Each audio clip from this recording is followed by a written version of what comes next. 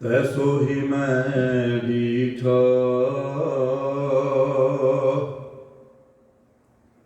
बिछड़िया मिले प्रभु हर दरगह का बसीठ सो कवटल गुर सेविया हैन सहज सुपाए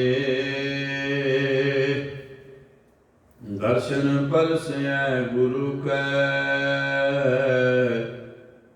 जन्म मरण दुख जाए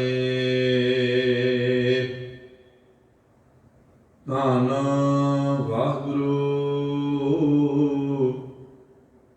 साहिब जी सोरठ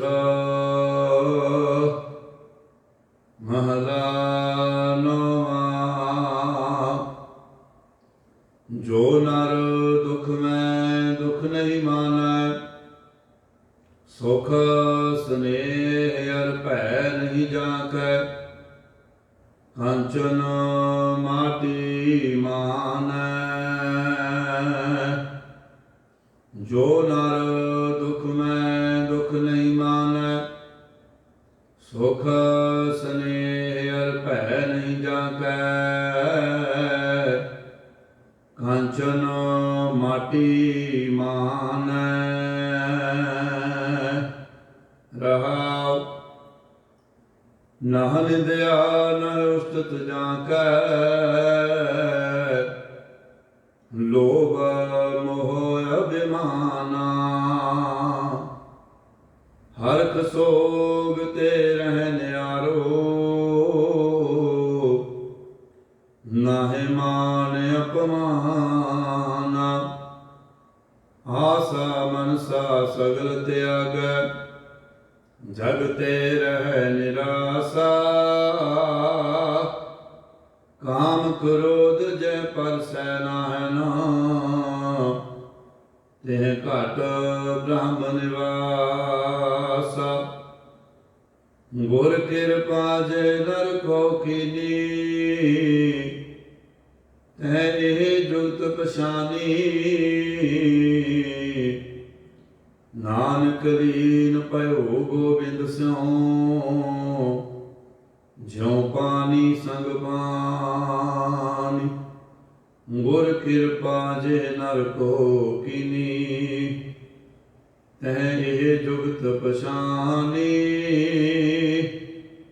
नानक लीन भयो गोबिंद स्यों ज्यों पानी संग पानी। वाहिगुरु जी का खालसा वाहिगुरु जी की फतेह। धन धन साहिब सतगुरु श्री गुरु ग्रंथ साहिब जी महाराज दसां पातशाही दी आत्मिक जोत चबर छतर तख्त दे मालक हरत बल्द के रखायक गुरु गरीब नवाज सतगुरु जी दे हजूर अमृत वेले दीवाना समय हाजरियां भर रहे गुरु प्यारे सतगुरु जी ने कृपा रहमत बख्शिश की है जो सतसंगत दियां अमोलक घड़ियां प्राप्त हुईयां ने सतगुरु जी दे हजूर सजे दीवाना समाप्ति उपरंत अरदास बेनती हुई गुरु साहिब जी के वलों बख्शिश किया होया हुक्म आप सबना ने श्रवण किया है। ये शब्द श्री गुरु ग्रंथ साहिब जी के अंग 633 ਅਤੇ 34 ਦੇ ਉੱਪਰ ਦਰਜ ਹੈ। ਰਾਗ ਸੋਲਠ ਦੇ ਵਿੱਚ ਨੌਵੇਂ ਪਾਤਸ਼ਾਹ ਗੁਰੂ ਤੇਗ ਬਹਾਦਰ ਸਾਹਿਬ ਜੀ ਮਹਾਰਾਜ ਉਹਨਾਂ ਦੀ ਮੁਬਾਰਕ ਰਸਨਾ ਤੋਂ ਉਚਾਰਨ ਕੀਤੀ ਹੋਈ ਇਹ ਬਾਣੀ ਹੈ। ਪਹਿਲੇ ਹੀ ਬੰਦ ਨੂੰ ਸਤਿਗੁਰੂ ਜੀ ਨੇ ਰਹਾਉ ਵਾਲੇ ਬੰਦ ਨਾਲ ਦਰਜ ਕੀਤਾ ਹੈ। ਸਾਹਿਬ ਜੀ ਫਰਮਾਨ ਕਰਦੇ ਨੇ ਸੋਰਠ ਮਹਲਾ ਨੌਵਾਂ ਜੋ ਨਰ ਦੁਖ ਮੈਂ ਦੁਖ ਨਹੀਂ ਮਾਨੈ, ਸੁਖ ਸਨੇਹ ਅਰ ਭੈ ਨਹੀਂ ਜਾਕੈ, ਕੰਚਨ ਮਾਟੀ ਮਾਨੈ ਰਹਾਉ। ਸਤਿਗੁਰੂ ਜੀ ਇੱਥੇ ਬਖਸ਼ਿਸ਼ ਕਰ ਰਹੇ ਨੇ ਕਿ ਜਦੋਂ ਮਨੁੱਖ ਗੁਰੂ ਨਾਲ ਜੁੜਦਾ ਹੈ ਤੇ ਸਾਹਿਬ ਜੀ ਕਹਿੰਦੇ ਉਹਦੀ ਜਿਹੜੀ ਅਵਸਥਾ ਹੈ ਉਹ ਇਸ ਤਰੀਕੇ ਦੀ ਬਣ ਜਾਂਦੀ ਹੈ, ਉਹ ਦੁੱਖ ਨੂੰ ਦੁੱਖ ਨਹੀਂ ਸਮਝਦਾ,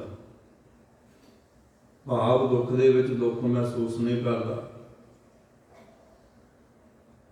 ਸੁਖ ਸਨੇਹ ਅਰ ਭੈ ਨਹੀਂ ਜਾਕੈ, ਕੰਚਨ ਮਾਟੀ ਮਾਨੈ।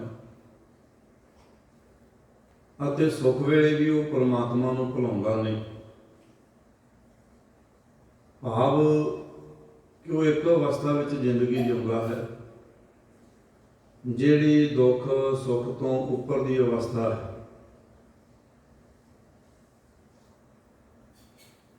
ਜਦੋਂ ਆਪਾਂ ਸਤਿਗੁਰੂ ਜੀ ਦੀ ਬਾਣੀ ਪੜ੍ਹੀਏ, ਸਤਿਗੁਰੂ ਜੀ ਨੇ ਆਖਿਆ ਹੈ, ਗੁਰਮੁਖ ਅੰਤਰ ਸਹਿਜ ਹੈ, ਮਨ ਚੜਿਆ ਦਸਮੈ ਆਕਾਸ਼, ਤਿਥੈ ਊਂਘ ਨ ਭੁਖ ਹੈ, ਹਰਿ ਅੰਮ੍ਰਿਤ ਨਾਮ ਸੁਖ ਵਾਸ, ਨਾਨਕ ਦੁਖ ਸੁਖ ਵਿਆਪਤ ਨਹੀਂ, ਜਿਥੈ ਆਤਮ ਰਾਮ ਪ੍ਰਗਾਸ। ਆਤਮ ਰਾਮ ਉਹ ਮਾਲਕ ਵਾਹਿਗੁਰੂ ਪਰਮਾਤਮਾ, ਸਤਿਗੁਰੂ ਜੀ ਕਹਿੰਦੇ ਜਿੱਥੇ ਉਹਦਾ ਪ੍ਰਕਾਸ਼ ਹੋ ਜਾਵੇ, ਜਿੱਥੇ ਉਹ ਵਸਦਾ ਹੈ, ਤੇ ਸਾਹਿਬ ਜੀ ਆਖਦੇ ਨੇ, ਕਹਿੰਦੇ ਕਿ ਉੱਥੇ ਫਿਰ ਜਿਹੜਾ ਦੁੱਖ ਤੇ ਸੁੱਖ ਹੈ ਉਹ ਮਨੁੱਖ ਨੂੰ ਵਿਆਪਦਾ ਨਹੀਂ, ਭਾਵ ਉਹ ਆਮ ਦੁਨੀਆ ਦੇ ਲੋਕਾਂ ਵਾਂਗੂ ਦੁੱਖ ਵੇਲੇ ਦੁਖੀ ਹੋ ਕੇ ਰੋਂਦਾ ਕਰਲਾਉਂਦਾ ਨਹੀਂ, ਚੀਕਾਂ ਨਹੀਂ ਮਾਰਦਾ, ਤੇ ਸੁੱਖ ਵੇਲੇ ਪੁੱਠੀਆਂ ਛਾਲਾਂ ਨਹੀਂ ਮਾਰਦਾ। ਹੁਣ ਜਦੋਂ ਆਪਾਂ ਗੁਰੂ ਸਾਹਿਬਾਂ ਦਾ ਜੀਵਨ ਪੜ੍ਹਦੇ ਹਾਂ ਤੇ ਉਹਨਾਂ ਦਾ ਜੀਵਨ ਇਸੇ ਤਰ੍ਹਾਂ ਦਾ ਹੀ ਹੈ, ਇੱਕ ਅਵਸਥਾ ਵਿੱਚ ਟਿਕੇ ਹੋਏ ਨੇ। ਕਿਸੇ ਤਰ੍ਹਾਂ ਦੀ ਕੋਈ ਖੁਸ਼ੀ ਆ ਜਾਂਦੀ ਹੈ, ਸਤਿਗੁਰੂ ਜੀ ਉਸ ਮਾਲਕ ਵਾਹਿਗੁਰੂ ਪਰਮੇਸ਼ਰ ਦਾ ਸ਼ੁਕਰਾਨਾ ਕਰਦੇ ਨੇ, ਤੇ ਜਦੋਂ ਕਿਸੇ ਤਰ੍ਹਾਂ ਦੀ ਕੋਈ ਘਟਨਾ ਵਾਪਰਦੀ ਹੈ ਜੀਵਨ ਦੇ ਵਿੱਚ, ਦੁਨੀਆ ਵੱਲੋਂ ਉਹਨਾਂ ਨੂੰ ਤਸੀਹੇ ਦਿੱਤੇ ਜਾਂਦੇ ਨੇ, ਉੱਥੇ ਉਹ ਕਹਿੰਦੇ ਨੇ ਤੇਰਾ ਕੀਆ ਮਿੱਠਾ ਲੱਗਾ, ਹਰ ਨਾਮ ਪਦਾਰਥ ਨਾਨਕ ਮੰਗੈ। ਤਾਂ ਹੁਣ ਪਿਆਰੋ ਇਹ ਗੁਣ ਹੈ ਰੱਬੀ ਗੁਣ, ਜਿਹਨੂੰ ਸਤਿਗੁਰੂ ਜੀ ਨੇ ਬਾਣੀ ਵਿੱਚ ਸਹਿਜ ਆਖਿਆ, ਜਿਵੇਂ ਹੁਣੀ ਆਪਾਂ ਪੜ੍ਹ ਕੇ ਹਟਿਆ, ਗੁਰਮੁਖ ਅੰਤਰ ਸਹਿਜ ਹੈ, ਉਹ ਸਹਿਜ ਅਵਸਥਾ ਵਿੱਚ ਟਿਕੇ ਰਹਿੰਦੇ ਨੇ। ਹੁਣ ਜਿਹੜੇ ਮਨੁੱਖ ਦੇ ਅੰਦਰ ਸਹਿਜ ਨਹੀਂ ਹੈ, ਉਹ ਦੁੱਖ ਵੇਲੇ ਬੜਾ ਤੜਪਦਾ, ਬੜਾ ਦੁਖੀ ਹੁੰਦਾ ਹੈ, ਤੇ ਜਦੋਂ ਸੁੱਖ ਆ ਜਾਂਦਾ ਹੈ ਫਿਰ ਬੜਾ ਹੋਸ਼-ਪੁਣਾ ਕਰਦਾ ਹੈ, ਫਿਰ ਉਹਨੂੰ ਐਂ ਲੱਗਦਾ ਵੀ ਮੇਰੇ ਵਰਗਾ ਤੇ ਬੰਦਾ ਹੀ ਹੈ ਨਹੀਂ ਕੋਈ ਦੁਨੀਆ 'ਤੇ। ਤੇ ਇਹ ਸਾਰਾ ਕੁਝ ਸਾਡੇ ਸਮਾਜ ਵਿੱਚ ਵਾਪਰ ਰਿਹਾ, ਸਾਡਾ ਜੀਵਨ ਇਸੇ ਤਰ੍ਹਾਂ ਦਾ। ਤਾਂਹੀਓ ਹੀ ਅਸੀਂ ਪਿਆਰਿਓ ਇਹ ਜਿਹੜਾ ਦੁੱਖ ਸੁੱਖ ਦਾ ਚੱਕਰ ਹੈ ਨਾ, ਇਹਦੇ ਵਿੱਚੋਂ ਅਸੀਂ ਨਿਕਲ ਨਹੀਂ ਰਹੇ। ਇਹਦਾ ਇਹੋ ਕਾਰਨ ਹੈ। ਸਤਿਗੁਰੂ ਜੀ ਕਹਿੰਦੇ ਜਦੋਂ ਮਨੁੱਖ ਸਹਿਜ ਵਿੱਚ ਪਹੁੰਚਦਾ ਹੈ, ਹੁਣ ਇਹ ਗੱਲਾਂ ਕਰਨ ਦੀਆਂ ਨਹੀਂ, ਸਤਿਗੁਰੂ ਜੀ ਨੇ ਸਾਨੂੰ ਪ੍ਰੈਕਟੀਕਲ ਕਰਕੇ ਸਮਝਾਇਆ। ਗੁਰਸਿੱਖਾਂ ਦਾ ਜੀਵਨ ਜਦੋਂ ਅਸੀਂ ਪੜ੍ਹਦੇ ਹਾਂ ਤੇ ਸਾਡੇ ਸਾਹਮਣੇ ਪ੍ਰੈਕਟੀਕਲ ਇਤਿਹਾਸ ਪਿਆ ਹੈ ਉਹਨਾਂ ਦਾ। ਮੰਨ ਲਓ ਵੀ ਭਾਈ ਮਨੀ ਸਿੰਘ ਵਰਗੇ ਬੰਦ ਕਟਾ ਰਹੇ ਨੇ, ਉਹ ਕਿਹੜੀ ਅਵਸਥਾ ਹੈ ਜੀ? ਉਹ ਸਹਿਜ ਅਵਸਥਾ ਹੈ। ਹਾਂ, ਸਾਨੂੰ ਇਹ ਗੱਲ ਉਦੋਂ ਤੱਕ ਹੋਰ ਤਰ੍ਹਾਂ ਦੀ ਲੱਗਣੀ ਹੈ ਜਿੰਨਾ ਚਿਰ ਅਸੀਂ ਉਹਨੂੰ ਆਪ ਮਹਿਸੂਸ ਨਹੀਂ ਕਰਦੇ। ਉਸ ਅਵਸਥਾ ਦੇ ਵਿੱਚ ਅਸੀਂ ਨਹੀਂ ਜਾਂਦੇ। ਜਾ ਸਕਦੇ ਹਾਂ ਪਿਆਰਿਓ, ਪਰ ਜਿਹੜੀ ਬਾਣੀ ਹੈ ਉਹਨੂੰ ਆਪਣਾ ਜੀਵਨ ਬਣਾਉਣਾ ਪਏਗਾ। ਬਾਣੀ ਦੀ ਇੱਕ ਇੱਕ ਗੱਲ ਜਿਹੜੀ ਸਾਨੂੰ ਉਹ ਮੰਨਣੀ ਪਏਗੀ। ਬਾਣੀ ਦੇ ਮੁਤਾਬਕ ਆਪਣਾ ਜੀਵਨ ਜਿਹੜਾ ਉਹ ਢਾਲਣਾ ਪਏਗਾ। ਤੇ ਹੁਣ ਸਤਿਗੁਰੂ ਜੀ ਨੇ ਆਖਿਆ ਇਹ ਰੱਬੀ ਗੁਣ ਹੈ, ਇਹ ਗੁਣ ਨੂੰ ਆਪਣੇ ਜੀਵਨ ਵਿੱਚ ਲੈ ਕੇ ਆਉਣਾ, ਰੱਬੀ ਗੁਣ ਜਿਹੜੇ ਆਪਣੇ ਜੀਵਨ ਵਿੱਚ ਕਮਾਉਣੇ, ਫਿਰ ਕਿਤੇ ਜਾ ਕੇ ਗੱਲ ਬਣਦੀ ਹੈ। ਹੁਣ ਜੇ ਮੰਨ ਲਓ ਵੀ ਦੋ ਬੰਦੇ ਨੇ, ਜੇ ਉਹਨਾਂ ਦਾ ਆਪਸ ਵਿੱਚ ਸੁਭਾਅ ਨਾ ਰਲੇ ਤੇ ਉਹਨਾਂ ਦੀ ਵੀ ਦੋਸਤੀ ਨਹੀਂ ਨਿਭਦੀ, ਉਹ ਟੁੱਟ ਜਾਂਦੀ ਹੈ। ਤੇ ਉਹ ਮਾਲਕ ਵਾਹਿਗੁਰੂ ਆਪ ਦੁੱਖਾਂ ਸੁੱਖਾਂ ਤੋਂ ਨਿਰਲੇਪ ਹੈ, ਉਹਨੂੰ ਕਿਸੇ ਵੀ ਤਰ੍ਹਾਂ ਦਾ ਦੁੱਖ ਸੁੱਖ ਜਿਹੜਾ ਉਹ ਖੋਹ ਨਹੀਂ ਸਕਦਾ। ਤੇ ਜੇ ਅਸੀਂ ਉਹਦੇ ਨਾਲ ਜੁੜਨਾ ਹੈ ਤੇ ਅਸੀਂ ਦੁੱਖਾਂ ਸੁੱਖਾਂ ਦੇ ਵਿੱਚ ਫਸੇ ਹੋਏ, ਦੁੱਖਾਂ ਸੁੱਖਾਂ ਦੇ ਵਿੱਚ ਉਲਝੇ ਹੋਏ, ਉਹਦੇ ਨਾਲ ਅਸੀਂ ਕਿਵੇਂ ਜੁੜ ਸਕਦੇ ਹਾਂ? ਉਹਦੇ ਨਾਲ ਮੇਲ ਕਰਨ ਵਾਸਤੇ ਸਾਨੂੰ ਉਸੇ ਤਰ੍ਹਾਂ ਦਾ ਹੋਣਾ ਪਵੇਗਾ ਜਿਵੇਂ ਭਗਤ ਕਬੀਰ ਜੀ ਕਹਿੰਦੇ ਨੇ, ਹਰ ਜਨ ਐਸਾ ਚਾਹੀਏ ਜੈਸਾ ਹਰ ਹੀ ਹੋਏ। ਕਹਿੰਦੇ ਰੱਬ ਦਾ ਪਿਆਰਾ ਤੇ ਰੱਬ ਵਰਗਾ ਹੀ ਹੋਵੇ, ਗੱਲ ਤਾਂ ਬਣਦੀ ਹੈ। ਤਾਂ ਹੁਣ ਪਿਆਰਿਓ, ਸਤਿਗੁਰੂ ਜੀ ਨੇ ਆਖਿਆ ਹੈ, ਗੁਣਾ ਕਾ ਹੋਵੇ ਵਾਸਲਾ ਕੱਢ ਵਾਸ ਲਈ ਜਾਏ, ਜੇ ਗੁਣ ਹੋਵਣ ਸਾਜਣਾ ਮਿਲ ਸਾਂਝ ਕਰੀ ਜਾਏ। ਹੁਣ ਗੁਣ ਚਾਹੀਦੇ ਨੇ। ਹੁਣ ਪਿਆਰਿਓ ਦੇਖੋ ਵੀ ਗੁਣ ਕਿੱਥੇ ਨੇ ਗੁਰੂ ਗ੍ਰੰਥ ਸਾਹਿਬ ਦੇ ਵਿੱਚ, ਬਾਣੀ ਦੇ ਵਿੱਚ। ਤੇ ਜਿਵੇਂ ਸਤਿਗੁਰੂ ਜੀ ਕਹਿੰਦੇ ਕੋਈ ਸੁਗੰਧੀ ਵਾਲਾ ਡੱਬਾ ਹੋਵੇ, ਉਹਦੇ ਵਿੱਚ ਸੁਗੰਧੀ ਹੋਵੇ, ਉਹ ਡੱਬਾ ਬੰਦਾ ਚੁੱਕੀ ਫਿਰੇ, ਉਹ ਬੰਦੇ ਨੂੰ ਉਹ ਡੱਬੇ ਨੂੰ ਸਾਂਭ ਕੇ ਰੱਖੀ ਜਾਵੇ, ਆਪਣੇ ਕੋਲ ਰੱਖੇ, ਪਰ ਉਹਨੂੰ ਖੋਲ੍ਹੇ ਹੈ ਨਾ, ਉਹਦੇ ਵਿੱਚੋਂ ਜਿਹੜੀ ਸੁਗੰਧੀ ਹੈ ਉਹਨੂੰ ਨਾ ਵਰਤੇ, ਉਹ ਕੋਈ ਇਤਰ ਕੁਝ ਵੀ ਆਪਣੇ ਸਰੀਰ ਤੇ ਉਹਨੂੰ ਨਾ ਲਾਵੇ, ਕਿ ਉਹ ਡੱਬੇ ਨੂੰ ਖੋਲ੍ਹੇ ਤੋਂ ਬਿਨਾਂ ਸੁਗੰਧੀ ਆ ਸਕਦੀ? ਜਿੰਨਾ ਚਿਰ ਸੈਂਕ ਸੀਸੀ ਵਿੱਚ ਬੰਦ ਹੁੰਦਾ, ਸੁਗੰਧੀ ਆ ਸਕਦੀ? ਕਦੇ ਵੀ ਨਹੀਂ ਆ ਸਕਦੀ। ਸੋ ਇਸੇ ਤਰ੍ਹਾਂ ਪਿਆਰੋ ਗੁਰੂ ਗ੍ਰੰਥ ਸਾਹਿਬ ਜੀ ਦਾ ਸਰੂਪ ਪ੍ਰਕਾਸ਼ ਹੈ, ਸਾਡੇ ਸਾਹਮਣੇ ਹੈ, ਪਰ ਜਿੰਨਾ ਚਿਰ ਅਸੀਂ ਇਹਨੂੰ ਧਿਆਨ ਨਾਲ ਸੁਣ ਕੇ ਸਮਝਦੇ ਨਹੀਂ ਤੇ ਇਹਦੇ ਵਿੱਚ ਜੋ ਬਾਣੀ ਲਿਖੀ ਹੈ ਉਹਨੂੰ ਜ਼ਿੰਦਗੀ ਵਿੱਚ ਕਮਾਉਂਦੇ ਨਹੀਂ, ਉਹਨਾਂ ਚਿਰ ਸਾਡਾ ਜੀਵਨ ਸੋਹਣਾ ਨਹੀਂ ਬਣ ਸਕਦਾ। ਜਿਹੜੀ ਸਤਿਗੁਰੂ ਜੀ ਅਵਸਥਾ ਦੀ ਗੱਲ ਕਰਦੇ ਨੇ ਉਹ ਬਣ ਨਹੀਂ ਸਕਦੀ। ਹੁਣ ਜੇ ਸਾਂਝ ਪੈਣੀ ਹੈ ਤੇ ਗੁਣਾ ਕਰਕੇ ਪੈਣੀ ਹੈ ਨਾ। ਤੇ ਸਾਡੇ ਜੀਵਨ ਵਿੱਚ ਕੀ ਹਾਲ ਹੋਇਆ, ਜਿਹਨੂੰ ਸਤਿਗੁਰੂ ਜੀ ਕਹਿੰਦੇ ਸਭ ਅਵਗੁਣ ਮੈਂ ਗੁਣ ਨਹੀਂ ਕੋਈ, ਕਿਉਂ ਕਰ ਕੰਤ ਮਿਲਾਵਾ ਹੋਈ। ਕਹਿੰਦੇ ਵੀ ਸਾਡੇ ਵਿੱਚ ਤੇ ਅਵਗੁਣ ਹੀ ਅਵਗੁਣ ਨੇ, ਮੈਂ ਅਵਗੁਣ ਭਰਪੂਰ ਸਰੀਰੇ, ਹੋਂ ਕਿਉਂ ਕਰ ਮਿਲਾਂ ਆਪਣੇ ਪ੍ਰੀਤਮ ਪੁਰੇ, ਜਿਨ ਗੁਣਵੰਤੀ ਮੇਰਾ ਪ੍ਰੀਤਮ ਪਾਇਆ, ਸੇ ਮੈਂ ਗੁਣ ਨਾਹੀ ਹੋਂ ਕਿਉਂ ਮਿਲਾ ਮੇਰੀ ਮਾਇਆ। ਵੀ ਗੁਣ ਹੈ ਨਹੀਂ ਕੋਈ ਤੇ ਉਹਦੇ ਨਾਲ ਫਿਰ ਕਿਵੇਂ ਮਿਲਿਆ ਜਾਵੇ? ਤਾਂ ਸਤਿਗੁਰੂ ਜੀ ਕਹਿੰਦੇ ਇਹ ਅਵਸਥਾ ਜਿਹੜੀ ਪਿਆਰੋ ਤੁਹਾਨੂੰ ਬਣਾਉਣੀ ਪਏਗੀ, ਇਸ ਪਾਸੇ ਨੂੰ ਆਉਣਾ ਪਏਗਾ ਜੇ ਤੁਸੀਂ ਚਾਹੁੰਦੇ ਹੋ। ਹੁਣ ਗੁਰੂ ਦੇ ਪਿਆਰੇ ਸਿੱਖ ਕਿਹੜੇ ਹੋਏ ਨੇ? ਜਿਹੜੇ ਗੁਰੂ ਵਾਂਗੂ ਭਾਣੇ ਵਿੱਚ ਆ ਗਏ, ਰਜਾ ਵਿੱਚ ਆ ਗਏ। ਜੇ ਦਸ਼ਮੇਸ਼ ਪਿਤਾ ਜੀ ਦੇ ਪੁੱਤਰ ਨੀਹਾਂ ਵਿੱਚ ਖੜੇ ਨੇ ਜਾਂ ਚਮਕੌਰ ਦੀ ਗੜੀ ਦੇ ਸਾਹਮਣੇ ਲੜ ਕੇ ਸ਼ਹੀਦ ਹੋ ਜਾਂਦੇ ਨੇ, ਤੇ ਫਿਰ ਪਿਆਰੋ ਬਾਬਾ ਬੰਦਾ ਸਿੰਘ ਬਹਾਦਰ ਦਾ ਵੀ ਇੱਕੋ ਹੀ ਪੁੱਤਰ ਹੈ, ਜਿਹਦਾ ਨਾਮ ਇਤਿਹਾਸ ਵਿੱਚ ਲਿਖਿਆ ਹੋਇਆ ਹੈ ਭਾਈ ਅਜੇ ਸਿੰਘ। ਤੇ ਮੰਨ ਲਓ ਵੀ 3 ਸਾਲ ਦੀ ਉਮਰ ਹੈ ਬੱਚੇ ਦੀ, ਤੇ ਬਾਬਾ ਬੰਦਾ ਸਿੰਘ ਬਹਾਦਰ ਦੇ ਸਾਹਮਣੇ ਉਹਨੂੰ ਮੰਨ ਲਓ ਧਰਤੀ ਤੇ ਲਟਾ ਕੇ ਉਸ ਬੱਚੇ ਦੀ ਹਿੱਕ ਚੀਰੀ ਜਾਂਦੀ ਹੈ, ਛੁਰੇ ਦੇ ਨਾਲ ਛਾਤੀ ਚੀਰ ਕੇ ਉਹਦਾ ਦਿਲ ਕੱਢ ਕੇ ਬਾਬਾ ਬੰਦਾ ਸਿੰਘ ਬਹਾਦਰ ਦੇ ਮੂੰਹ ਵਿੱਚ ਪਾਇਆ ਜਾਂਦਾ। ਉਸ ਤੋਂ ਬਾਅਦ ਉਸ ਬੱਚੇ ਦੇ ਟੋਟੇ ਕਰਕੇ ਹਾਰ ਕਰੋ ਕੇ ਬਾਬਾ ਬੰਦਾ ਸਿੰਘ ਬਹਾਦਰ ਦੇ ਗਲ ਵਿੱਚ ਪਾ ਦਿੱਤਾ ਜਾਂਦਾ। ਟੋਟੇ ਚੁੱਕ ਕੇ ਉਹਦੀ ਝੋਲੀ ਵਿੱਚ ਰੱਖ ਦਿੱਤੇ ਜਾਂਦੇ। ਤੇ ਪਿਆਰੋ ਇਹੋ ਜਿਹੇ ਹਾਲਾਤਾਂ ਦੇ ਵਿੱਚ ਤਾਂ ਹੁਣ ਸਾਂਝ ਉਹਨਾਂ ਦੀ ਬਣੀ ਜਿਨ੍ਹਾਂ ਦੀ ਇਹ ਅਵਸਥਾ ਬਣ ਗਈ, ਜਿਹੜੇ ਦੁੱਖ ਸੁੱਖ ਤੋਂ ਉੱਪਰ ਉੱਠ ਖੜੇ ਨੇ। ਤੇ ਅਸੀਂ ਆਪਣੇ ਜੀਵਨ ਵੱਲ ਝਾਤੀ ਮਾਰ ਲਈਏ। ਸਾਡੇ ਤੇ ਕੋਈ ਨਿੱਕਾ ਜਿਹਾ ਜ਼ਿੰਦਗੀ ਦੇ ਵਿੱਚ 4 ਪੈਸਿਆਂ ਦਾ ਘਾਟਾ ਵਾਧਾ ਹੋ ਜੇ ਨਾ, ਤੇ ਬੰਦੇ ਨੂੰ ਐਂ ਲੱਗਦਾ ਹੁੰਦਾ ਵੀ ਜਿਹੜਾ ਮੇਰਾ ਆਂਢ ਗੁਆਂਢ ਦੇ ਵੱਸਦਾ ਕਿਉਂ, ਉੱਜੜ ਕਿਉਂ ਨਹੀਂ ਜਾਂਦਾ ਸਰ। ਜੇ ਇਹਦੀ ਪੇਸ਼ ਚੱਲੇ ਨਾ ਤੇ ਕਾਨੂੰਨ ਬਣੇ ਹੋਏ ਨੇ, ਮੰਨ ਲਓ ਕੁਝ ਦੁਨਿਆਵੀ ਕਾਨੂੰਨ ਨੇ, ਅਦਾਲਤਾਂ ਨੇ, ਵੀ ਜੇ ਇਹਦਾ ਪੇਸ਼ ਚੱਲੇ ਤੇ ਕਿਸੇ ਨੂੰ ਰਹਿਣ ਹੀ ਨਾ ਦੇਵੇ ਧਰਤੀ ਤੇ। ਆਪਣੇ ਹਿਸਾਬ ਨਾਲ ਇਹਨੂੰ ਕੰਟਰੋਲ ਕਰਨ ਦੇ ਤਰੀਕੇ ਬਣਾਏ ਹੋਏ ਨੇ। ਸਾਡੀ ਹਾਲਤ ਇਹ ਹੈ ਪਿਆਰੇ, ਅਸੀਂ ਚਾਹੁੰਦੇ ਕਿ ਜੋ ਕੁਝ ਵੀ ਆਓ ਸਾਡੇ ਕੋਲ ਹੋਵੇ, ਅਸੀਂ ਇਹਦੇ ਹੱਕਦਾਰ ਹੋਈਏ। ਪਰ ਰੱਬ ਦੇ ਪਿਆਰੇ ਕਹਿੰਦੇ ਨੇ ਕਿ ਇਹ ਜੋ ਕੁਝ ਹੈ ਸਭ ਦਾ ਹੋਵੇ, ਸਭ ਨੂੰ ਹੱਕ ਬਰਾਬਰ ਮਿਲੇ, ਇੱਥੇ ਕੋਈ ਦੁਖੀ ਨਾ ਹੋਵੇ।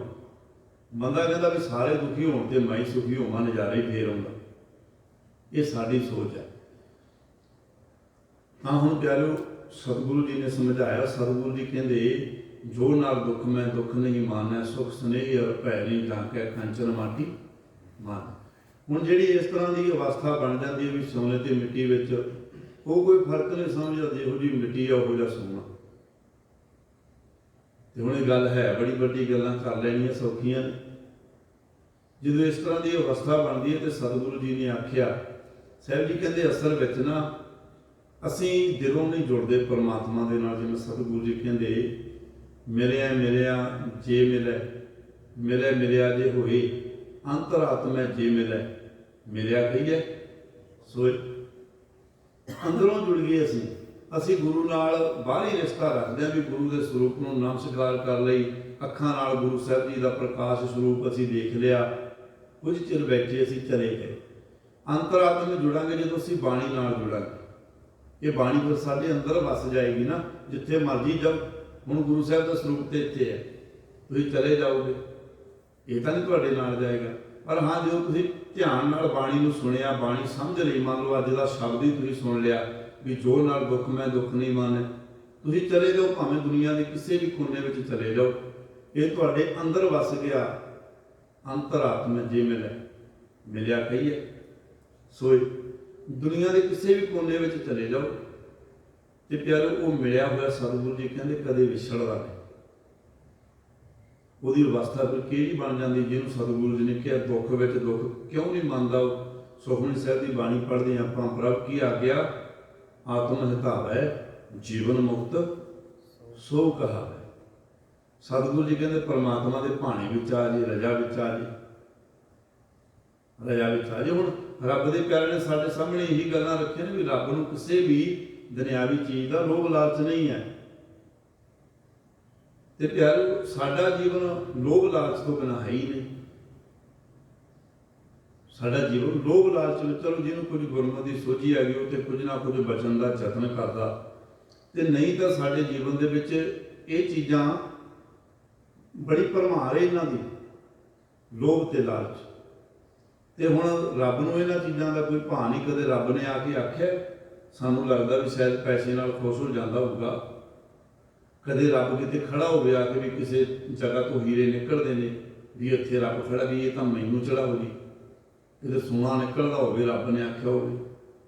ਉਹਨੇ ਤੇ ਸਾਰਾ ਕੁਝ ਮਿੱਟੀ ਵਿੱਚ ਹੀ ਰੱਖਿਆ ਹੋਇਆ। ਮਿੱਟੀ ਤੇ ਸੋਨਾ, ਤੁਸੀਂ ਕਦੇ ਸੋਨਾ ਮਿੱਟੀ 'ਚ ਰੱਖਿਆ?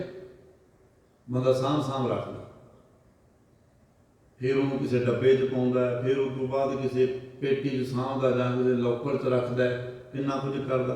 ਤੇ ਕੁਦਰਤ ਦਾ ਸਿਸਟਮ ਰੱਬੀ ਨੇ ਕੀ ਹੈ, ਉਹਨੇ ਤੇ ਇੱਕ ਧਾਤਾਂ ਬਣਾਈਆਂ ਨੇ, ਸੋਨਾ ਹੈ, ਚਾਂਦੀ ਹੈ, ਲੋਹਾ ਹੈ, ਕਾਂਸੀ ਹੈ, ਤਾਂਬਾ, ਸਾਰੀਆਂ ਧਰਤੀ 'ਚ ਹੀ ਪਈਆਂ, ਮਿੱਟੀ ਹੈ। ਕੰਚਨ ਮਾਟੀ ਮਨ ਹੈ। ਤੇ ਇਸ ਲਈ ਤਾਂ ਭਗਤ ਕਬੀਰ ਵਰਗਿਆਂ ਨੇ ਕਹਿ ਦਿੱਤਾ, ਕੰਚਨ ਸਿਉ ਪਾਈਆ ਨਹੀਂ ਤੋਲ, ਮਨ ਦੇ ਰਾਮ ਲਿਆ ਹੈ ਮੋਲ। ਕਹਿੰਦੇ ਭਾਈ, ਇਹਨਾਂ ਚੀਜ਼ਾਂ ਦਾ ਉਸ ਪਰਮਾਤਮਾ ਦੇ ਦਰ ਤੇ ਕੋਈ ਭਾਅ ਨਹੀਂ ਹੈ। ਸੋਨਾ ਤੋਲ ਕੇ ਵੀ ਜੇ ਕੋਈ ਦੇ ਦੇਵੇ ਆਪਣੇ ਬਰਾਬਰ ਦੇ, ਕਹਿੰਦੇ ਰੱਬ ਦਾ ਮੁੱਲ ਨਹੀਂ ਖਰੀਦਿਆ ਜਾ ਸਕਦਾ, ਉਹਨੂੰ ਆਪਣਾ ਮਨ ਦੇਣਾ ਪੈਂਦਾ। ਮਨ ਕੀ ਹੈ? ਸਾਡੀਆਂ ਮਨ ਮਰਜ਼ੀਆਂ। ਬੰਦਾ ਕਹਿੰਦਾ ਨਹੀਂ ਹੁੰਦਾ ਮੈਂ ਤਾਂ ਜੀ ਮਨ ਮਰਜ਼ੀ ਕਰਾਂਗਾ, ਮੈਨੂੰ ਕਿਹੜਾ ਰੋਕੇਗਾ। ਇਹ ਮਨ ਮਰਜ਼ੀਆਂ ਹੀ ਛੱਡਣੀਆਂ ਪੈਣੀਆਂ। ਰੱਬ ਕੀ ਆਗਿਆ ਆਤਮਾ ਹਿਤਾਵੈ ਜੀਵਨ ਮੁਕਤ ਸੋ ਕਹਾਵੈ। ਸਤਿਗੁਰੂ ਜੀ ਕਹਿੰਦੇ ਜਿਹੜਾ ਰਜਾ ਵਿੱਚ ਆ ਜੇ, ਭਾਣੇ ਵਿੱਚ ਆ ਜੇ, ਕਹਿੰਦੇ ਉਹ ਜੀਵਨ ਮੁਕਤ ਹੋ ਜਾਂਦਾ। ਤਾਂ ਫਿਰ ਇਸੇ ਤਰ੍ਹਾਂ ਇੱਕ ਥਾਂ ਹੋਰ ਸਤਿਗੁਰੂ ਜੀ ਨੇ ਲਿਖਿਆ ਹੋਇਆ, ਸਾਹਿਬ ਜੀ ਆਖਦੇ ਨੇ, ਉਹ ਤਲਵੰਤ ਕੁਲਵੰਤ ਪਤਵੰਤ ਜੀਵਨ ਮੁਕਤ ਜਿਸ ਹਿਰਦੈ ਭਗਵੰਤ। ਜਿਹਦੇ ਹਿਰਦੇ ਵਿੱਚ ਉਹ ਮਾਲਕ ਵਾਹਿਗੁਰੂ ਪਰਮਾਤਮਾ ਵਸ ਗਿਆ, ਸਹਿਜ ਟਿਕ ਗਿਆ, ਤੇ ਸਤਿਗੁਰੂ ਜੀ ਕਹਿੰਦੇ ਉਹ ਜੀਵਨ ਮੁਕਤ ਹੋ ਗਿਆ। ਸੁਖ ਦੁੱਖ ਪਰਸੇ ਜੇ ਨਾਹਿਨ, ਲੋਭ ਮੋਹ ਅਭਿਮਾਨ। ਸਤਿਗੁਰੂ ਜੀ ਕਹਿੰਦੇ ਜਿਹੜਾ ਸੁੱਖ ਦੁੱਖ ਤੋਂ ਉੱਪਰ ਉੱਠ ਖੜਦਾ ਹੈ, ਸੁੱਖ ਦੁੱਖ ਪਰਸੇ ਜੇ ਨਾਹਿਨ, ਲੋਭ ਮੋਹ ਅਭਿਮਾਨ, ਕਹੋ ਨਾਨਕ ਸੁੰਦਰੇ ਮਨਾ ਸੋ ਮੂਰਤ ਭਗਵਾਨ। ਬਸ ਇਸ ਤਰ੍ਹਾਂ ਉਹ ਮਨੁੱਖ ਪਰਮਾਤਮਾ ਦੀ ਮੂਰਤ ਹੋ ਜਾਂਦਾ। ਮੰਨ ਲਓ ਵੀ ਪਰਮਾਤਮਾ ਉੱਥੇ ਵਸ ਗਿਆ, ਉਹਦੇ ਹਿਰਦੇ ਵਿੱਚ ਵਸ ਗਿਆ, ਜਿੱਥੇ ਸੁੱਖ ਦੁੱਖ ਪਰਸੈ ਨਹੀਂ। ਤਾਂ ਹੁਣ ਇਸ ਤਰ੍ਹਾਂ ਸਤਿਗੁਰੂ ਜੀ ਨੇ ਸਮਝਾਉਣ ਦਾ ਯਤਨ ਕੀਤਾ ਹੈ। ਹਰ ਸੋਗ ਜਾ ਕੇ ਨਹੀਂ ਬੈਠੀ ਬੀਤ ਸਮਾਨ, ਕਹੋ ਨਾਨਕ ਸੁਨਰੇ ਮਨਾ ਮੁਕਤ ਤਾਹਿਤ ਹੈ ਜਾ। ਹਰਕ ਤੋਂ ਭਾਵ ਹੁੰਦਾ ਖੁਸ਼ੀ, ਸੋਗ ਤੋਂ ਭਾਵ ਹੁੰਦਾ ਗਮੀ।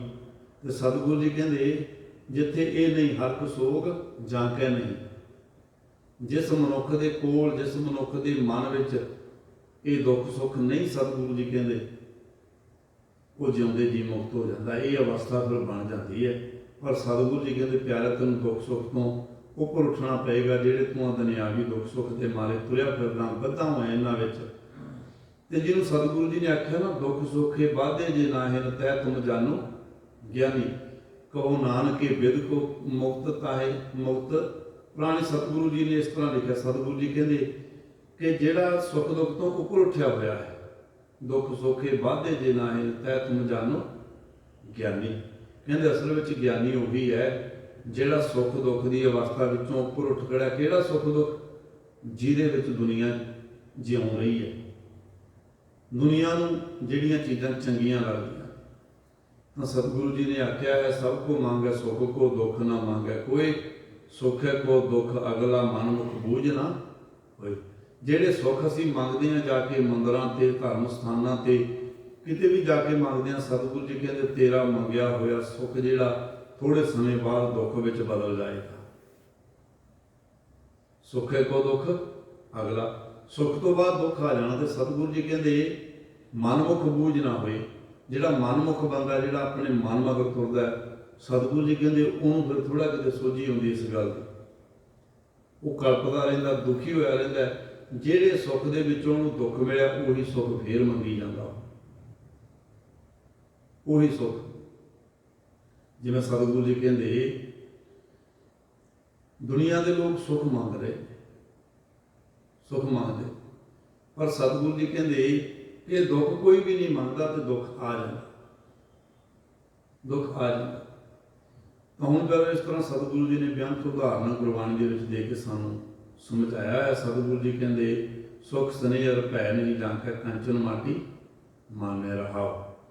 ਅੱਗੇ ਫਿਰ ਕੁਝ ਗੱਲਾਂ ਹੋਰ ਨੇ ਜਿਨ੍ਹਾਂ ਨਾਲ ਸੰਸਾਰ ਜੁੜਿਆ ਹੋਇਆ।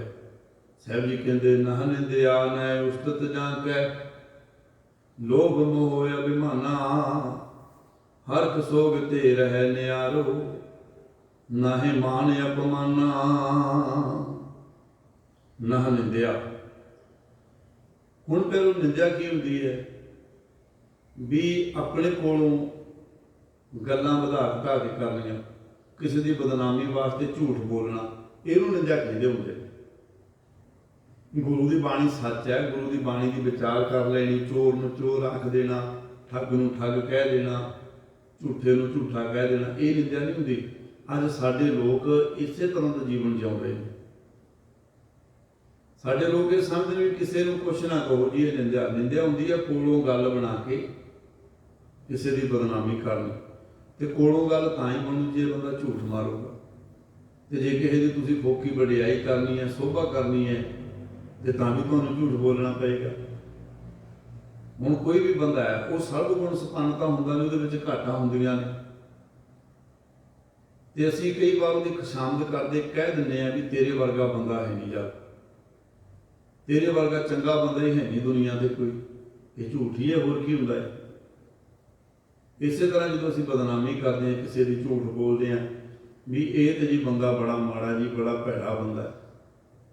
ਹਾਂ, ਭਗਤ ਕਬੀਰ ਜੀ ਕਹਿੰਦੇ ਜਿਹੜਾ ਬੰਦਾ ਇਸ ਤਰ੍ਹਾਂ ਦੀ ਜ਼ਿੰਦਗੀ ਜਿਉਂਦਾ, ਜਿਵੇਂ ਗੁਰੂ ਸਾਹਿਬ ਕਹਿੰਦੇ ਨੇ ਨਹ ਨਿੰਦਿਆ ਨੈ ਉਸਤਤ ਜਾਂਕੈ, ਉਹ ਬੰਦਾ ਫਿਰ ਇਹਨਾਂ ਚੱਕਰਾਂ ਵਿੱਚ ਨਹੀਂ ਪੈਂਦਾ। ਨਾ ਤਾਂ ਕਿਸੇ ਦੀ ਨਿੰਦਿਆ ਕਰਦਾ ਤੇ ਨਾ ਕਿਸੇ ਦੀ ਝੂਠੀ ਖੁਸ਼ਾਮਦ ਕਰਦਾ, ਭਾਵ ਉਹ ਝੂਠ ਤੋਂ ਕਿਨਾਰਾ ਕਰ ਲੈਂਦਾ। ਤੇ ਸਾਡਾ ਤਾਂ ਜੀਵਨ ਹੀ ਇਹ ਪਿਆ। ਭਗਤ ਕਬੀਰ ਜੀ ਨੇ ਆਖਿਆ, ਕਬੀਰਾ ਜਹਾਂ ਗਿਆਨ ਤੈ ਧਰਮ ਹੈ, ਜਹਾਂ ਝੂਠ ਤੈ ਪਾਪ, ਜਹਾਂ ਲੋਭ ਤੈ ਕਾਲ ਹੈ, ਜਹਾਂ ਖਿਮਾ ਤੈ ਆਪ। ਵਡਿਆਈ ਕਰਨੀ ਹੈ ਉਸ ਮਾਲਕ ਦੀ ਕਰੋ, ਸੋਭਾ ਕਰਨੀ ਹੈ ਉਸਤਤ ਕਰੋ ਸਦਾ ਪ੍ਰਭ ਆਪਣੇ, ਜਿਨ ਪੂਰੀ ਕਲ ਰਾਖੀ ਜੀ ਜੰਗ ਸਭ ਭੈ ਪਵਿੱਤਰਾ, ਸਤਿਗੁਰ ਕੀ ਸੱਚ ਸਾਖੀ।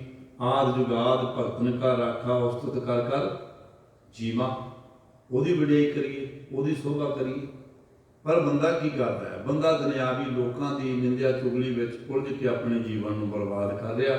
ਤੇ ਸਤਿਗੁਰੂ ਜੀ ਕਹਿੰਦੇ ਨਾ ਨਿੰਦਿਆ ਨਾ ਉਸਤਤ ਜਾਂਕੈ ਲੋਭ ਮੋਹ ਅਭਿਮਾਨਾ। ਉਹ ਇਹਨਾਂ ਚੀਜ਼ਾਂ ਤੋਂ ਉੱਪਰ ਉੱਠ ਖੜਦਾ ਹੈ। ਲੋਭ ਮੋਹ, ਇਹਨਾਂ ਚੀਜ਼ਾਂ ਦੀ ਉਹਦੇ ਜੀਵਨ ਵਿੱਚ ਕੋਈ ਅਹਿਮੀਅਤ ਨਹੀਂ ਰਹਿੰਦੀ, ਭਾਵ ਕਿ ਉਹ ਲੋਭੀ ਹੋ ਕੇ ਜੀਵਨ ਬਤੀਤ ਨਹੀਂ ਕਰਦਾ। ਤੁਸੀਂ ਦੇਖੋ, ਜਦੋਂ ਗੁਰੂ ਸਾਹਿਬ ਜੀ ਦੇ ਛੋਟੇ ਬੱਚਿਆਂ ਨੂੰ ਸੂਬੇ ਦੀ ਕਚਹਿਰੀ ਵਿੱਚ ਪੇਸ਼ ਕੀਤਾ ਜਾਂਦਾ, ਉੱਥੇ ਉਹਨਾਂ ਨੂੰ ਅਨੇਕਾਂ ਲਾਲਚ ਦਿੱਤੇ ਜਾਂਦੇ ਨੇ, ਡਰਾਵੇ ਦਿੱਤੇ ਜਾਂਦੇ ਨੇ ਕਿ ਤੁਸੀਂ ਇਹ ਜਿਹੜੀ ਸਿੱਖ ਧਰਮ ਦੀ ਰੀਤ ਹੈ, ਜੋ ਸਿੱਖ ਧਰਮ ਦੀ ਮਰਜ਼ਾਦਾ ਹੈ, ਇਹਨੂੰ ਛੱਡ ਦਿਓ। ਤੇ ਹੁਣ ਉਹਨਾਂ ਦੇ ਜੀਵਨ ਵਿੱਚ ਲਾਲਚ ਨਹੀਂ ਹੈ ਪਿਆ, ਕਿਉਂਕਿ ਉਹਨਾਂ ਨੇ ਆਪਣੇ ਦਾਦੇ ਦੇ ਬੋਲ ਚੇਤੇ ਰੱਖੇ ਹੋਏ ਨੇ। ਅੱਜ ਦਾ ਸਿੱਖ ਮੱਥਾ ਤੇ ਟੇਕਦਾ ਹੁੰਦਾ ਗੁਰੂ ਸਾਹਿਬ ਨੂੰ, ਨਮਸਕਾਰ ਕਰ ਰਿਹਾ ਹੁੰਦਾ ਤੇ ਕਾਰਜ ਵੀ ਸਤਿਗੁਰੂ ਜੀ ਦੀ ਹਜ਼ੂਰੀ ਵਿੱਚ ਹੀ ਹੁੰਦਾ, ਤੇ ਫਿਰ ਪਿਆਰੋ ਮੰਗ ਮੰਗ ਕੇ ਲਈਆਂ ਹੋਈਆਂ ਛਾਪਾਂ ਦੇ ਵਿਖਾਵੇ ਗੁਰੂ ਦੀ ਹਜ਼ੂਰੀ ਵਿੱਚ ਕਰਦਾ। ਇਹ ਲੋਭ ਨਹੀਂ ਹੈ। ਅਸੀਂ ਚੇਤੇ ਨਹੀਂ ਰੱਖਦੇ, ਅਸੀਂ ਯਾਦ ਨਹੀਂ ਰੱਖਦੇ ਇਹਨਾਂ ਗੱਲਾਂ ਨੂੰ। ਸਤਿਗੁਰੂ ਜੀ ਕਹਿੰਦੇ ਲੋਭ ਮੋਹ ਅਭਿਮਾਨਾ, ਉਹਨਾਂ ਨੂੰ ਕਿਸੇ ਗੱਲ ਦਾ ਅਭਿਮਾਨ ਨਹੀਂ ਹੁੰਦਾ, ਭਾਵ ਕਿ ਉਹ ਮਾਣ ਨਹੀਂ ਕਰਦੇ ਕਿਸੇ ਵੀ ਚੀਜ਼ ਦਾ, ਉਹ ਤੇ ਨਿਮਾਣੇ ਹੋ ਕੇ ਰਹਿੰਦੇ ਨੇ। ਜਿਵੇਂ ਸਾਹਿਬ ਜੀ ਕਹਿੰਦੇ ਨੇ, ਹੋਏ ਨਿਮਾਣਾ ਜਾਗਰ ਹੋ ਨਾਨਕ ਨਦਰੀ ਪਾਰ। ਉਹਨਾਂ ਨੂੰ ਕਿਸੇ ਵੀ ਤਰ੍ਹਾਂ ਦਾ ਮੋਹ ਨਹੀਂ ਹੁੰਦਾ, ਇਹਨਾਂ ਚੀਜ਼ਾਂ ਦੇ ਵਿੱਚ ਉਲਝੇ ਨਹੀਂ ਹੁੰਦੇ। ਹਰ ਸੋਗ ਤੇ ਰਹੇ ਨਿਆਰੋ, ਨਾਹੇ ਮਾਨ ਅਪਮਾਨਾ। ਖੁਸ਼ੀ ਗਮੀ ਤੋਂ ਉੱਪਰ ਹੁੰਦੇ ਨੇ ਤੇ ਮਾਣ ਅਪਮਾਨ ਦੀ ਕੋਈ ਚਿੰਤਾ ਨਹੀਂ। ਜੇ ਕਿਸੇ ਨੇ ਕਹਿ ਦਿੱਤਾ ਵੀ ਇਹ ਬੰਦਾ ਬੜਾ ਮਾੜਾ, ਉਹ ਪਰਵਾਹ ਹੀ ਨਹੀਂ ਕਰਦੇ, ਉਹ ਕਹਿੰਦੇ ਕੋਈ ਗੱਲ ਨਹੀਂ। ਗੁਰੂ ਨਾਨਕ ਪਾਤਸ਼ਾਹ ਦੇ ਜੀਵਨ ਨੂੰ ਪੜ੍ਹੀਏ ਤੇ ਉਹਨਾਂ ਨੂੰ ਸਤਿਗੁਰੂ ਜੀ ਨੂੰ ਲੋਕਾਂ ਨੇ ਬੜੇ ਮਿਹਣੇ ਮਾਰੇ, ਤਾਨੇ ਮਾਰੇ ਵੀ ਇਹ ਭੂਤਨਾ ਹੈ ਜੀ, ਬੇਤਾਲਾ ਹੈ, ਕਿਸੇ ਨੇ ਕੁਝ ਆਖਿਆ, ਕਿਸੇ। ਸਤਿਗੁਰੂ ਜੀ ਨੇ ਮੋੜ ਕੇ ਉਹਨਾਂ ਦਾ, ਜਿਵੇਂ ਦੁਨੀਆ ਦੇ ਲੋਕਾਂ ਨੇ ਕਿਹਾ ਨਾ, ਕੋਈ ਉਸ ਤਰ੍ਹਾਂ ਜਵਾਬ ਨਹੀਂ ਦਿੱਤਾ। ਮੇਣੋ ਮੇਣੀ ਨਹੀਂ ਹੋਏ ਸਾਡੇ ਵਾਂਗ ਕਿ ਤੁਸੀਂ ਕੌਣ ਹੁੰਦੇ ਹੋ ਮੈਨੂੰ ਇਸ ਤਰ੍ਹਾਂ ਕਹਿਣ ਵਾਲੇ। ਜੇ ਤੁਸੀਂ ਇਹਨਾਂ ਚੀਜ਼ਾਂ ਵਿੱਚ ਉਲਝ ਗਏ ਤਾਂ ਤੁਸੀਂ ਪਰਮਾਰਥ ਦੇ ਰਸਤੇ ਤੇ ਚੱਲ ਨਹੀਂ ਸਕਦੇ। ਰੱਬੀ ਗੁਣਾਂ ਦੀ ਕਮਾਈ ਕਦੋਂ ਕਰੋਗੇ? ਕਿਤੇ ਕਿਸੇ ਨੇ ਕੁਝ ਕਹਿਤਾ ਫਿਰ ਉਹਦੇ ਨਾਲ ਲੜ ਪਏ, ਕਿਤੇ ਕਿਸੇ ਨੇ ਕੁਝ ਕਹਿਤਾ ਫਿਰ ਅਸੀਂ ਉਹਦੇ ਨਾਲ ਲੜ ਪਏ। ਤੇ ਨਾ ਹੀ ਕੋਈ ਮਾਣ ਪ੍ਰਤਿਸ਼ਠਾ ਦੀ ਜ਼ਰੂਰਤ ਹੈ ਵੀ ਲੋਕੀ ਕਹਿਣ ਵੀ ਇਹ ਬੰਦਾ ਬੜਾ ਵਧੀਆ ਹੈ ਬੰਦਾ। ਸਾਨੂੰ ਤੇ ਇਹੀ ਹੁੰਦੀ ਹੈ ਵੀ ਅੱਜ ਦਾ ਬੰਦਾ ਜੇ ਕੋਈ ਦਾਨ ਪੁੰਨ ਵੀ ਕਰਦਾ ਤੇ ਉਹ ਤਾਂ ਹੀ ਹੁੰਦਾ ਵੀ ਮੇਰਾ ਨਾਮ ਬੋਲਿਆ ਜਾਵੇ ਅਰਦਾਸ ਦੇ ਵਿੱਚ। ਜੇ ਕਿਤੇ ਰਹਿ ਜਾਵੇ ਫਿਰ ਬੰਦਾ ਗੁਰਦੁਆਰਾ ਹੀ ਪਤਾ ਲੱਗਦਾ ਵੀ ਇੱਥੇ ਨਹੀਂ ਜਾਣਾ ਆਪਾਂ, ਇੱਥੇ ਤੇ ਗ੍ਰੰਥੀ ਸਿੰਘ ਨੇ ਨਾਂ ਨਹੀਂ ਬੋਲਿਆ, ਆਪਾਂ ਤੇ ਉੱਥੇ ਚੱਲਾਂ। ਜਾਂ ਫਿਰ ਕੰਧਾਂ ਤੇ ਨਾਂ ਲਿਖੇ ਜਾਂਦੇ ਨੇ। ਇਹਦਾ ਮਤਲਬ ਇਹੀ ਹੁੰਦਾ ਵੀ ਬੰਦਾ ਵਡਿਆਈ ਭਾਲਦਾ, ਪਰ ਰੱਬ ਦੇ ਪਿਆਰੇ ਚੀਜ਼ ਨਹੀਂ। ਹੁਣ ਗੁਰਬਾਣੀ ਹੈ, ਸਾਰੀ ਦੁਨੀਆ ਨੂੰ ਮੱਥਾ ਟੇਕਦੀ ਹੈ। ਗੁਰੂ ਨਾਨਕ ਪਾਤਸ਼ਾਹ ਤੋਂ ਲੈ ਕੇ 5ਵੇਂ ਪਾਤਸ਼ਾਹ ਤੱਕ 9ਵੇਂ ਪਾਤਸ਼ਾਹ ਦੀ ਬਾਣੀ ਹੈ। ਤੇ ਸ਼ਬਦ ਕੀ ਵਰਤਿਆ ਜਦੋਂ ਸ਼ਬਦ ਦੀ ਸਮਾਪਤੀ ਹੁੰਦੀ ਹੈ? ਨਾਨਕ। ਸਾਰੇ ਗੁਰੂ ਸਾਹਿਬਾਨਾਂ ਦੀ ਬਾਣੀ ਜਦੋਂ ਸਮਾਪਤ ਹੁੰਦੀ ਹੈ ਤੇ ਉੱਥੇ ਉਹ ਸ਼ਬਦ ਵਰਤਦੇ ਨੇ, ਨਾਨਕ ਪਦ ਵਰਤਦੇ ਨੇ। ਹੁਣ ਅਖੀਰ ਤੇ ਆਪਾਂ ਪੜਾਂਗੇ ਇਹ ਸ਼ਬਦ ਵਿੱਚ ਵੀ ਗੁਰੂ 9ਵੇਂ ਪਾਤਸ਼ਾਹ ਨੇ ਆਖਿਆ ਨਾਨਕ। ਭਾਵ ਉਹਨਾਂ ਨੇ ਥੋੜ੍ਹਾ ਕਿਹਾ ਵੀ ਦੁਨੀਆ ਦੇ ਲੋਕ ਪੜ੍ਹਨਗੇ ਤੇ ਸਾਡੀ ਵਡਿਆਈ ਹੋਵੇ, ਵੀ ਆਪਣਾ ਨਾਮ ਉਹਨਾਂ ਨੇ ਮੁੱਖ ਰੱਖਿਆ ਹੋਵੇ। ਉਹਨਾਂ ਨੂੰ ਇਹਨਾਂ ਚੀਜ਼ਾਂ ਨਾਲ ਕੋਈ ਸੰਬੰਧ ਨਹੀਂ। ਜਦੋਂ ਤੁਸੀਂ ਮਾਣ ਅਪਮਾਨ ਵਿੱਚ ਉਲਝ ਜਾਓਗੇ ਤੇ ਬੰਦੇ ਅੰਦਰ ਫਿਰ ਹਉਮੈ ਹੰਕਾਰ ਹੁੰਦਾ ਵੀ 10 ਬੰਦੇ 20 ਬੰਦੇ ਇਕੱਠੇ ਹੋਏ ਨੇ ਤੇ ਉਹ ਬੰਦੇ ਮੇਰੀ ਵਡਿਆਈ ਕਰਨ, ਸੋਭਾ ਕਰਨ, ਉਹ ਫਿਰ ਪਰਮਾਤਮਾ ਵਾਲੇ ਪਾਸੇ ਥੋੜ੍ਹਾ ਹੈਗਾ। ਲੀਡਰ ਨੇ ਜਿਹੜੇ ਸਾਡੇ ਅੱਜ ਤਾਂ ਸਾਡੇ ਬਾਬੇ ਲੋਕ ਆਪਣੇ ਆਪ ਨੂੰ ਘਾਉਣ ਵਾਲੇ, ਇਹ ਇਹਨਾਂ ਮਾਣ ਵਡਿਆਈਆਂ ਵਿੱਚ ਹੀ ਉਲਝੇ ਹੋਏ। ਮਾਨ ਮੋਹ ਪ੍ਰਭਤਾ ਕੇ ਮਦ ਮੈਂ ਅਹਨਸ ਰਹੇ ਦੀਵਾਨਾ। ਸਤਿਗੁਰੂ ਜੀ ਕਹਿੰਦੇ ਬੜਾ ਵੱਡਾ ਨਸ਼ਾ ਮਾਨ ਦਾ, ਵੀ ਬੰਦੇ ਨੂੰ ਮਾਨ ਸਨਮਾਨ ਹੋਵੇ, ਸੋਭਾ ਹੋਵੇ, ਵਡਿਆਈ ਹੋਵੇ। ਪ੍ਰਭਤਾ ਕੇ ਰਸਮ ਅਹਨਸ ਰਹੇ ਦੀਵਾਨਾ। ਸਤਿਗੁਰੂ ਜੀ ਕਹਿੰਦੇ ਬੰਦਾ ਪਾਗਲ ਹੋਇਆ ਰਹਿੰਦਾ ਇਹਨਾਂ ਚੀਜ਼ਾਂ ਦੇ ਪਿੱਛੇ।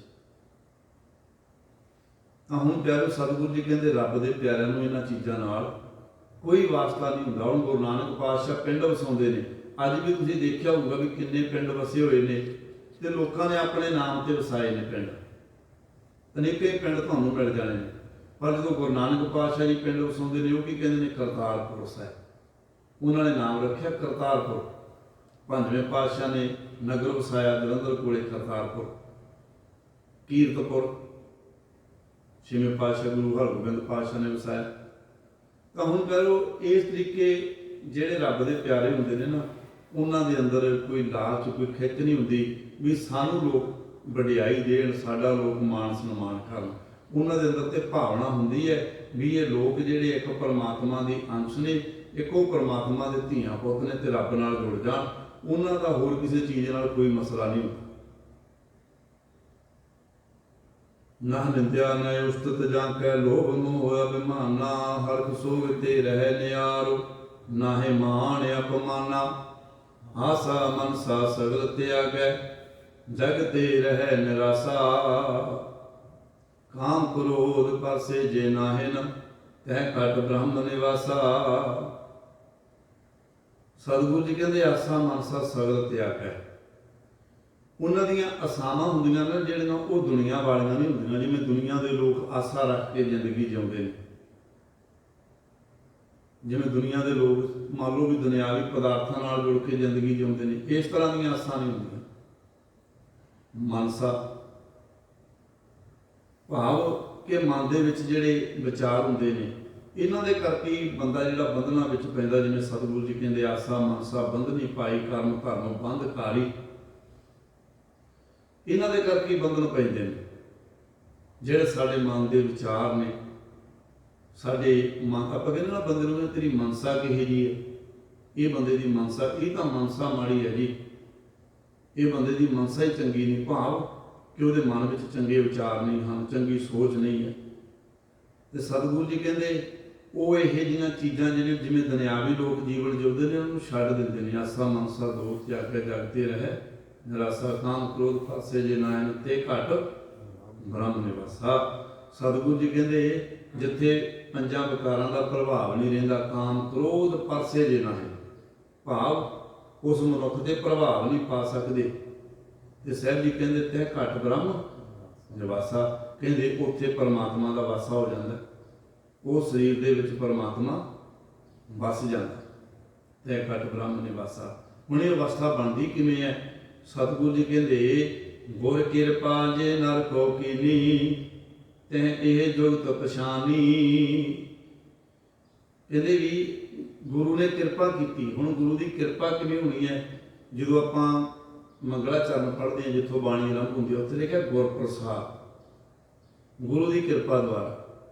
ਹੁਣ ਦੇਖੋ ਵੀ ਜਿਵੇਂ ਆਪਾਂ ਬੈਠ ਕੇ ਬਾਣੀ ਨੂੰ ਸਮਝ ਰਹੇ ਹਾਂ, ਸੁਣ ਰਹੇ ਹਾਂ ਧਿਆਨ ਦੇ ਨਾਲ, ਤੇ ਇਹਨੂੰ ਅਸੀਂ ਆਪਣੇ ਮਨ ਵਿੱਚ ਵਸਾ ਲਈਏ, ਸਾਨੂੰ ਇਹ ਬਾਣੀ ਯਾਦ ਹੋ ਜਾਵੇ, ਬਾਣੀ ਦੀ ਸਿੱਖਿਆ ਦੀ ਸਾਨੂੰ ਸਮਝ ਆ ਜਾਵੇ, ਤੇ ਸਮਝੋ ਗੁਰੂ ਦੀ ਕਿਰਪਾ ਹੋਗੀ। ਗੁਰਬਾਣੀ ਵਾਲਾ ਗਿਆਨ ਜਿਹੜਾ ਸਾਨੂੰ ਉਹਦੇ ਬਾਰੇ ਸੋਝੀ ਹੋ ਜਾਏ। ਗੁਰ ਕਿਰਪਾ ਜੇ ਨਰ ਕੋ ਕੀਨੀ, ਨਰ ਤੋਂ ਭਾਵ ਮਨੁੱਖ।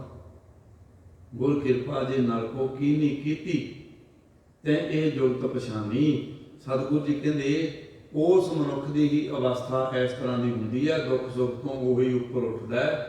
ਉਹੀ ਮਨੁੱਖ ਜਿਹੜਾ ਸੋਨੇ ਮਿੱਟੀ ਨੂੰ ਇੱਕ ਬਰਾਬਰ ਸਮਝਦਾ ਹੈ, ਜਿਹਦੇ ਤੇ ਗੁਰੂ ਦੀ ਕਿਰਪਾ ਹੁੰਦੀ ਹੈ। ਤੇ ਗੁਰੂ ਦੀ ਕਿਰਪਾ ਦਾ ਹੁਣ ਪਿਆਰੋ ਬਾਣੀ ਨੂੰ ਸੁਣ ਕੇ ਸਮਝ ਕੇ ਹੀ ਹੋਣੀ ਹੈ। ਪਹਿਲਾਂ ਵੀ ਤੁਸੀਂ ਦੇਖੋ ਸਤਿਗੁਰੂ ਜੀ ਨੇ ਬਾਣੀ ਵਿੱਚ ਲਿਖਿਆ ਹੋਇਆ ਵੀ ਸਤਿਗੁਰ ਨੂੰ ਸਭ ਕੋ ਦੇਖਦਾ, ਜੇਤਾ ਜਗਤ ਸੰਸਾਰ, ਡਿਠੈ ਮੁਕਤ ਨਾ ਹੋਵੇ, ਜਿਚਰ ਸ਼ਬਦ ਨਾ ਕਰੇ ਵਿਚਾਰ। ਵੀ ਗੁਰੂ ਨੂੰ ਸਾਰੇ ਦੇਖ ਲੈਂਦੇ ਨੇ, ਗੁਰੂ ਕੋਲੇ ਆਉਂਦੇ ਨੇ। ਤੇ ਗੁਰੂ ਤੀਜੇ ਪਾਤਸ਼ਾਹ ਅਮਰਦਾਸ ਜੀ ਮਹਾਰਾਜ, ਉਹਨਾਂ ਦੇ ਬਚਨ ਨੇ, ਤੇ ਉਦੋਂ ਵੀ ਸਾਡੇ ਵਾਂਗੂ ਆਉਂਦੇ ਹੋਣਗੇ ਨਾ, ਮੱਥਾ ਟੇਕਣ, ਸਤਿਗੁਰੂ ਜੀ ਸਿਰ ਤੇ ਹੱਥ ਰੱਖ ਦਿਓ, ਕਿਰਪਾ ਕਰ ਦਿਓ, ਜਿਵੇਂ ਅੱਜ ਡੇਰੇਦਾਰ ਲੋਕ ਕਿਰਪਾ ਕਰਦੇ ਨੇ, ਬਾਬੇ ਕਿਰਪਾ ਕਰਦੇ ਨੇ, ਉਦੋਂ ਵੀ ਕਹਿੰਦੇ ਹੋਣੇ। ਪਰ ਸਤਿਗੁਰੂ ਜੀ ਕਹਿੰਦੇ ਪਿਆਰਿਆ, ਇਹਨਾਂ ਅੱਖਾਂ ਨਾਲ ਦੇਖ ਕੇ ਗੱਲ ਨਹੀਂ ਬਣ ਜਾਣੀ। ਸਤਿਗੁਰ ਨੂੰ ਸਭ ਕੋ ਵੇਖਦਾ, ਜੇਤਾ ਜਗਤ ਸੰਸਾਰ, ਡਿਠੈ ਮੁਕਤ ਨਾ ਹੋਵੇ, ਜਿਚਰ ਸ਼ਬਦ ਨਾ ਕਰੇ ਵਿਚਾਰ। ਕਹਿੰਦੇ ਉਹਨਾਂ ਚਿਰ ਗੱਲ ਬਣਨੀ ਕੋਈ ਨਹੀਂ ਜਿੰਨਾ ਚਿਰ ਤੂੰ ਸ਼ਬਦ ਦੀ ਵਿਚਾਰ ਨਹੀਂ ਕਰਦਾ।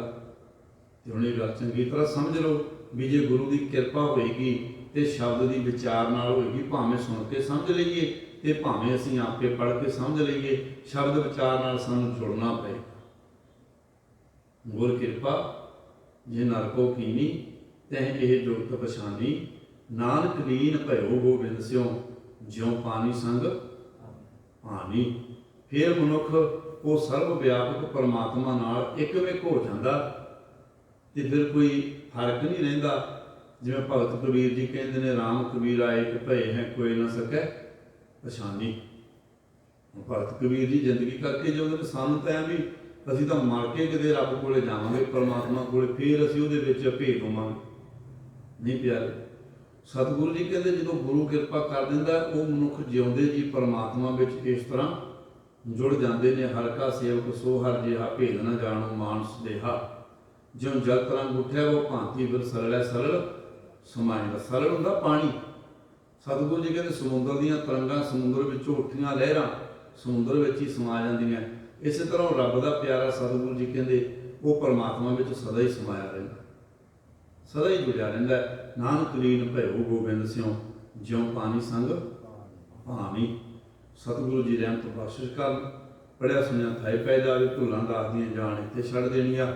ਸਭਨਾ ਧੰਨਵਾਦ, ਕੋਟਾਂ ਕੋਟ ਧੰਨਵਾਦ ਸਤਿਗੁਰੂ ਜੀ ਦਾ। ਬੁਲਾਓ ਫਤਿਹ ਜੀ। ਵਾਹਿਗੁਰੂ ਜੀ ਕਾ ਖਾਲਸਾ, ਵਾਹਿਗੁਰੂ ਜੀ ਕੀ ਫਤਿਹ।